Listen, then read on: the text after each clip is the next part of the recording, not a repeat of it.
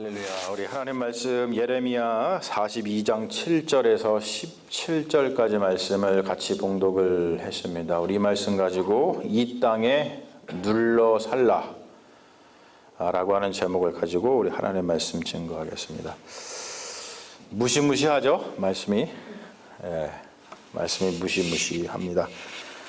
우리가 이 말씀을 통해서 우리의 삶의 자리를 좀 잘 다 돌아보기를 원합니다.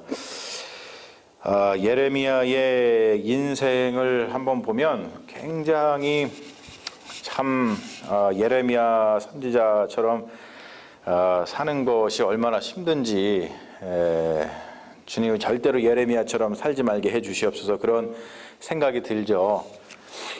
그런데 제가 성경을 읽으면서 그렇게 예레미야가 너무나 마음에 들어가지고 하필이면은 다른 이름도 아니고 예레미야에서 이름을 따갖고 제가 영어 이름 제레미를 지은 거 아니겠어요?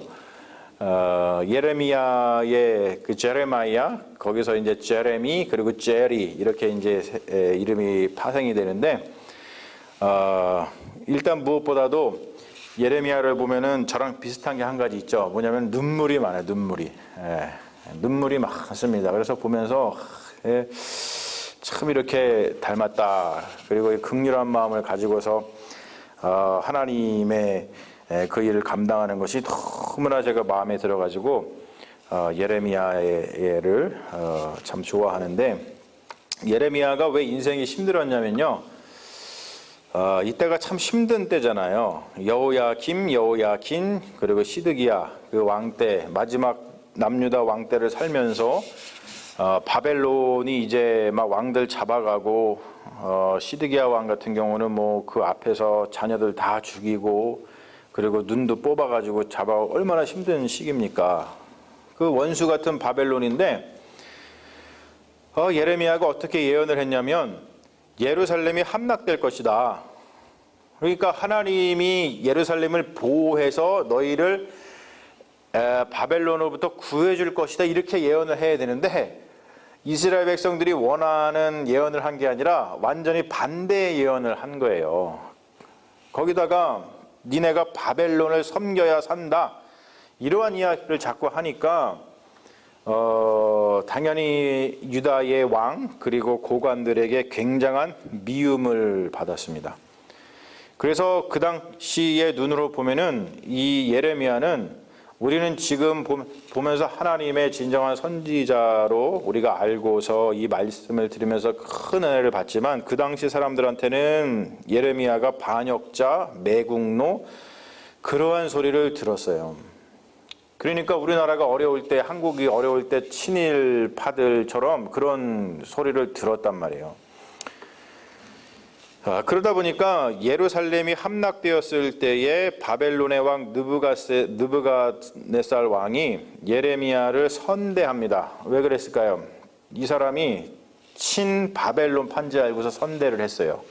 근데 사실 그게 아니거든요. 예레미야는 그냥 여기저기도 속한 것이 아니고 하나님께만 속해서 하나님이 주시는 말씀을 전했을 뿐이거든요. 그래가지고 사령관, 그 느부갓네살 왕의 사령관, 군대 사령관 느부사라단이 이제 포로를 다 잡아가지고 이제 행렬을 바벨론으로 할 때에 예레미야를 중간에서 풀어줍니다. 그래가지고 그 당시에 이제 모든 왕들을 잡아갔기 때문에 이 느부갓네살 왕이 유다의 총독을 하나 세웁니다. 그 이름이 이제 그다랴라고 하는 사람인데 그 사람이 누구냐면 요시야 왕 때 성전을 갖다가 이렇게 정결케 하던 때 있었잖아요. 그때 율법책을 발견한 사반의 손자가 바로 그다랴라고 하는 사람이에요. 근데 그 그다랴를 총독으로 삼아가지고 유다 재건을 위해서 이제 예루살렘이 다 파괴가 됐잖아요. 그러니까 예루살렘 파괴됐다는 건 수도가 없어진 거거든요. 우리 한국도 일제시대 때 이 수도 서울이 이 점령이 되고 나서 그리고 임시 정부가 세워진 것이 상하이 뭐 이런 데잖아요. 그런 것처럼 미스바라고 하는 곳에서 임시 수도를 세워가지고 그곳에서 그다랴의 총독이 이제 유다의 재건을 위해서 굉장히 힘을 썼습니다. 오늘 말씀을 이해하려면은 등장인물의 이해가 조금 필요합니다. 제가 이걸 좀 적어왔는데요. 우선 하나 넘겨봐 주실래요? 세 명에 대해서 좀 이야기할 필요가 있어요. 그다랴, 여러분 아셔야 돼요. 바벨론 왕이 세운 총독입니다. 왕이 다 없어졌으니까. 그런데 이 사람도 어떤 신 바벨론 파라기보다도 하나님 편에 서가지고 예레미야하고 같이 유다의 재건을 생각했던 그런 아주 신실한 주님의 종이거든요. 그리고 또 한 명은 누구냐면 요하난이라는 사람을 알아야 되는데, 요하난이라는 그 이름의 뜻은 하나님의 자비, 하나님은 은혜이시다라고 하는 그런 뜻을 가지고 있는데, 우리가 잘 알고 있는 요한, 존, 그 이름이 여기서 나온 거예요. 히브리 요하난에서. 근데 이 사람은 어떤 사람이었냐면 그다랴에 충성했던 남유다의 군대 장관이었습니다. 이 사람이. 그러니까 다 끌려가고 나서 남았던 사람들 중에 또 군대를 이렇게 모집해가지고 또 이제 이렇게 나라를 세워가려고 노력을 했잖아요. 그때 이제 군대 장관을 역임했던 사람이 요하난이라고 하는 사람이에요. 그런데 어떤 사람이 또 등장하냐면 이스마엘이라고 하는 사람이 등장을 하는데, 이제 이 사람이 아주 이 유다를 힘들게 했던 사람이죠. 이 그다랴를 죽이고 그리고 남유다의 안정에 파탄을 불러온 인물이 바로 이스마엘이라고 하는 사람이에요. 이 세 사람의 관계를 알아야지만 오늘 말씀이 더 우리 마음속에 다가오는데, 이것이 우리가 읽은 그 전장에 다 있어요. 읽지 않아가지고 제가 좀 설명을 드리는 거고, 이게 다 성경에 나오는 인물이고 성경에 나오는 그런 이야기입니다. 그런데 그중에 이스마엘이라고 하는 사람이 어떤 사람이냐면, 이 사람이 너무나 악행을 저질렀어요. 제가 지금 얘기 들었듯이 지금 나라가 다 망해가지고 겨우겨우 사람들 모아가지고, 그리고 그다랴라고 하는 좋은 이 지도자를 세워서 임시 수도인 미스바에서 다 사람들 불러 모아가지고 무너진 나라를 다시 세워가려고 막 노력하고 힘쓰고 애쓰고, 그래서 거기에 힘을 보태고자 예레미야 선지자가 가다가 노임을 받고 와가지고 다른 데로 가지 않고 이 예레미야 선지자도 미스바로 와가지고 그다랴랑 같이 나라를 세우려고 노력을 합니다. 그런데 어떤 일을 하냐면 이스마엘이 바로 그 그다랴를 암살을 해요. 그리고 함께 있던 유다인들도 다 죽이고, 그리고 갈대아에 있는 바벨론에서 파병했던 군인들 있죠. 그 사람들을 다 죽입니다. 그리고 또 어떤 일까지 하냐면 예루살렘 성전으로 오는 순례자들이 있었어요. 그러니까 너무나 가슴이 아프잖아요. 뭐냐면은 이스라엘 사람들이 예루살렘 성전으로다가 이렇게 순례를 가가지고 그리고 제사를 드려야 되는데, 이들한테는 지금 예루살렘 성전이 다 무너지고 성벽도 무너졌기 때문에 슬픔에 가득했던 이스라엘 백성들이 그래도 무너진 성벽 붙잡고서 하나님께 예배드리고 기도하려고 그 예루살렘으로 올라가던 80명의 신실한 주님의 자녀들이 있었어요. 근데 그 사람들을 유인을 합니다. 야, 우리가 글로 가지 말고 미스바로 가자.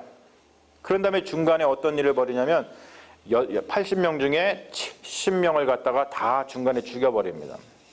그리고 10명은 기지를 발휘해서 살아나요. 우리가 다 감춰둔 양식이 있으니까 우리가 그거 줄 테니까 우리를 좀 살려달라. 이런 식으로 해가지고 10명만 살아남고 나머지 순례자들 70명은 다 죽입니다. 그리고 어떤 일을 하냐면 미스바에 남아있던 그 왕의 딸들 그리고 유다 백성들을 자기가 다 사로잡아가지고 옆 나라였던 암몬으로다가 갑니다. 그러니까 여러분, 예루살렘 성읍이 파괴된 후에 이 그다랴가 예레미야하고 함께 미스바라고 하는 곳에서 임시 수도를 정해가지고 유다의 안정과 백성들의 정착을 위해서 최선을 다해가지고 노력을 했단 말이에요. 그런데 한 사람 이스마엘의 악행 때문에 그 모든 것이 막 다 수포로 돌아가는 거예요, 이게 지금. 자, 그러니까 가레의 아들 요하난, 저기 지금 나오는 군대 장관이 원래는 그다랴한테 가가지고 이런 이야기를 해요. 총독님, 내가 가만히 보니까 저 이스마엘을 조심하십시오. 저놈이 지금 그다랴 총독님을 암살하려고 하는 계획을 가지고 있는 것 같습니다. 이렇게 보고를 합니다. 근데 그다랴가 그걸 듣지를 않아요. 너무나 순진했던 사람 같아요. 그러니까 그런 일이 벌어지고 나서 이스마엘이 다 끌고서 지금 암몬으로 가고 있을 때에 이 요하난이 자기 군사를 이끌고서 이스마엘 일행을 추격을 합니다. 그리고 기브온이라고 하는 곳에서 만나가지고 이스마엘에게 사로잡혀가던 유다 사람들을 다 구출해요. 그리고 이스마엘은 막 도망치고 나머지는 이제 구출을 합니다. 그리고 지금 이 요하난하고 구출한 그 유다 사람들이 굉장히 두려움에 떨고 있었어요. 왜냐하면은 이 이스마엘 때문에 이스마엘이 갈대아 사람 죽였죠. 그리고 바벨론 왕이 세웠던 총독을 죽였죠. 악행을 너무나 저질렀으니까 분명히 바벨론 왕이 군대 보내가지고 복수할 것이다 라고 생각을 한 거예요. 그러다 보니까 이 사람들이 이 바벨론 사람들의 복수를 피해가지고 애굽으로 내려가기 위해서 베들레헴 근처에 있었던 게롯 김함이라고 하는 도시에 모여가지고 일단은 거기에 숨어 있었어요. 자, 그러면서 어떤 일을 하냐면 이 게롯 김함에 머물면서 예레미야에게 사람을 보내가지고 하나님의 뜻을 묻습니다. 예레미야 선지자여, 우리를 위해서 기도해 주셔서 하나님의 뜻이 어디에 있는지 한번 여쭤봐 주십시오. 그래가지고 당신의 하나님 여호와께 기도해 주세요. 그렇게 중보 기도를 요청을 합니다. 자, 그거에 대한 응답이 오늘 말씀입니다. 자, 이 사람들은 지금 게롯 김함에 모여가지고 어디로 가고자 했어요? 바벨론이 두려우니까 애굽으로 가서 살 길을 찾으려고 했어요. 그리고 그러한 자기들의 어떠한 계획이 맞는지 맞지 않는지 하나님께 물어봐 달라고 예레미야한테 중보기도를 요청을 한 겁니다. 그런데 예레미야가 기도를 해봤더니 하나님께서 응답을 주셨어요. 중답을 주셨는데 그게 뭡니까? 이 땅에 눌러 앉아 살아라 라고 하는 말씀을 주신 겁니다. 그러면서 바벨론 왕을 두려워하지 말아라. 유다에 머무는 것이 생명의 길이고 애굽으로 가는 것은 사망의 길이다. 유다에 머물면 주께서 지키시고 보호하시고 회복할 것이지만 그러나 애굽으로 가면 너희가 두려워하는 칼과 기근과 전염병으로 재난 가운데 살아남을 사람이 없을 것이다. 그런 이야기를 합니다. 오늘 말씀 굉장히 재밌는 표현이 나오죠. 니네들이 유다로 가면은 칼이 니네 따라갈 거야. 니네가 만약에 애굽으로 가면은 기근이 니네 따라갈 거야. 우리가 욕 중에서도 막 그런 욕 있잖아요. 뭐 벼락을 따라가서 맞아야 되는데 막 이런 그런 아주 무지막지한 욕이 있지 않습니까? 그런 것처럼 그러한 이야기를 통해 가지고 이 사람들이 소망하던 애굽으로 가는 것은 하나님이 원하시는 것이 아니고 하나님은 이 땅에 눌러 앉아 살아라 라고 하는 것이 하나님의 뜻인 것을 예레미야 선지자를 통해서 밝혔단 말이에요. 여러분, 사실 이런 것이 우리의 삶의 고민이죠. 우리가 뭔가를 진행할 때에 우리 삶에 일어나는 여러 가지 일들이 있을 때 이게 맞나? 저게 맞나? 우리 엄청난 고민을 합니다. 사실 우리가 고민하게 되는 그 이유는 바로 이런 거죠. 뭔가 뭐 명확하면 우리가 고민하겠어요. 근데 우리가 명확하지 않고 이게 맞나 저게 맞나? 우리가 사실은 헷갈리고 무엇이 우리 인생의 생명에 도움이 되는지 우리 인생에 올 복되게 하는지 모르기 때문에 우리는 날마다 고민을 하죠. 근데 여러분, 우리가 이런 생각을 한번 해볼 필요가 있어요. 우리가 기도를 할 때 내가 뜻을 정해놓고 하나님께 물어보는 건지 아니면 하나님의 뜻을 먼저 구하고 있는지, 여러분 되게 중요한 거겠죠. 내가 마음의 뜻을 정해놓고 하나님께 물어보는 것과 그냥 먼저 하나님께 물어보는 것은 굉장한 차이가 있습니다. 근데 사실 우리의 연약함이 바로 오늘 말씀 속에서도 드러나죠. 오늘 우리가 얘기하는 요한왕과 그의 무리들이 마음의 뜻이 뭐였어요? 애굽으로 가는 마음의 뜻을 정해놓고 그리고 예레미야 선지자한테 가가지고 하나님의 뜻을 물었단 말이에요. 여러분, 이게 우리의 연약함입니다. 하나님의 뜻에 순종하려고 묻기보다는 자신이 뜻을 먼저 세워놓고서 하나님이 그것을 승인해 줄 것을 요청하는 기도를 할 때가 우리는 참 많이 있어요. 그래서 우리는 대개 이렇게 기도를 하죠. 근데 여러분, 이것이 우리가 한 치 앞도 못 내다보고 한 치 앞도 모르는 우리 인간의 한계고 우리 인간의 교만이고 우리 인간의 불행인 것 같아요. 예레미야서는 안타까움의 연속입니다. 안타까움. 여러분 한번 예레미야서를 차근히 읽어보세요. 그러면 아마 속 터지실 거예요. 속 터지실 거예요. 왜 속 터지냐면은 분명히 하나님이 이렇게 하면 안 된다고 예레미야를 통해 가지고 계속 얘기해 주시는데 그 말씀을 구하는 그 모든 사람들이 예레미야가 하나님의 말씀을 전해준 대로 하는 것이 아니고 하지 말라는 대로만 한다는 거예요. 이게 굉장히 여러분 웃긴 겁니다. 분명히 모든 사람들이요 계속해서 뭐 시드기야도 그렇고 오늘도 그렇고 뭐 요한안도 그렇고 계속 예레미야한테 하나님의 뜻이 뭔지를 구해요. 예. 예레미야가 아주 하나님의 귀하게 쓰임 받는 선지자인 것도 알아가지고 자기들의 뜻 세워놓고서 늘 구합니다. 그러면은 그렇게 물었으면은 예레미야 선지자가 하나님의 말씀을 받아가지고 얘기해 준 대로 하면 정말로 좋겠는데 예레미야 선지자 예레미야서를 보면요 처음부터 끝까지 하나님의 말씀 예레미야가 전해준 그대로 하지를 않고 계속 다른 방향으로 나간다는 거예요. 여러분 요한한 일행이 자 예레미야의 예언에 어떻게 반응하는지가 우리가 읽진 않았지만 그 다음 장인 43장에 나옵니다. 제가 오늘 말씀 전한 것을 근거로 했을 때 여러분 이들이 예레미야 선지자의 말씀에 순종했을까요? 아니면 불순종했을까요? 어떻게 불순종했을까요? 굉장히 궁금하시죠? 그것은 여러분 오늘 가서 집에 가가지고 주무시기 전에 한번 43장을 읽어보시고 주무십시오. 그러면은 저절로 아유 한숨이 나오면서 주님 하고서 기도가 저절로 나오실 거예요. 그러면서 주님 우리가 이렇게 살지 말고 이렇게 살게 하여 주시옵소서 그러한 간절한 기도가 여러분 저절로 나오실 줄로 믿습니다. 여러분 하나님의 말씀을 구하실 때 어떻게 구하고 있는지 다시 한번 돌아보면서 하나님께서 주시는 말씀 이 땅에 눌러 살라 많은 의미를 가지고 있는데 여러분 이 말씀이 여러분들 마음속에 이렇게 다가와서 하나님의 말씀에 순종하는 믿음의 자녀들 되시기를 주님의 이름으로 축원합니다. 아멘. 우리 잠시 기도하겠습니다. 아버지 하나님 우리도 날마다 하나님 앞에 나와서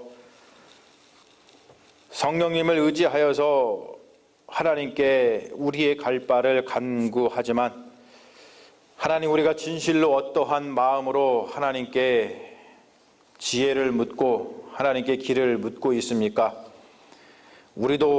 우리가 원하는 것을 마음에 먼저 정해놓고 하나님께 승인을 구하기 위해서 하나님께 간구하는 것은 아닙니까? 하나님 진정으로 우리가 모든 것을 다 내려놓고 하나님이 원하시는 것에 그것이 우리가 이해가 되지 않고 우리가 보기에는 그렇게 하면 죽을 것 같은 거 할지라도 하나님 주님께서 원하시는 그 길을 걸어가는 믿음의 자녀가 될 수 있도록 주님 우리의 연약함을 붙들어 주시옵소서. 그래야 해서 하나님이 오늘 우리에게 말씀해 주셨던 것처럼 우리가 살고자 했던 그 길을 가더라도 하나님께서 그 길 가운데에서 어떻게 역사하시는지 우리가 봅니다.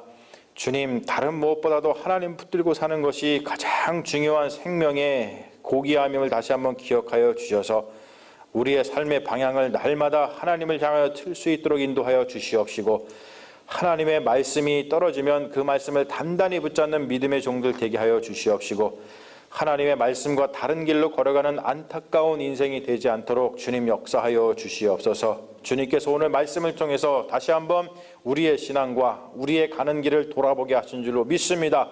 주님 역사하여 주시고 오늘 밤 주님의 은혜와 주님의 평강과 주님께서 주시는 이 말씀을 통해서 우리의 삶을 다시 한번 돌보아 주시옵소서.